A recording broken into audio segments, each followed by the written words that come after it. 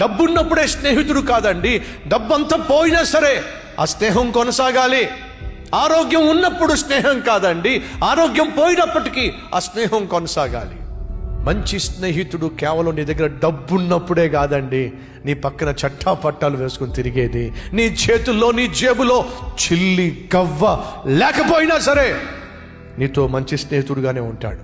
మంచి స్నేహితుడు అంటే నీ చదువులో విజయం సాధించినప్పుడు మాత్రమే కాదండి, ఆ మంచి స్నేహితుడు నీ చదువులో ఫెయిల్ అయిపోయినా సరే నీకు అండగా నిలబడేవాడే మంచి స్నేహితుడు. ఇంటర్వ్యూకి వెళ్ళి ఇంటర్వ్యూలో విజయం సాధించి మంచి ఉద్యోగం సంపాదిస్తే పార్టీ ఇచ్చేవాడు కాదండి, ఉద్యోగానికి వెళ్ళి ఇంటర్వ్యూలో ఫెయిల్ అయిపోయిన నీ పక్కనే ఉండే తినడానికి తిండి లేక అల్లాడిపోతున్న సమయంలో తాను కలిగి ఉన్న దాంట్లో నీకు పెట్టేవాడేనండి మంచి స్నేహితుడు అంటే.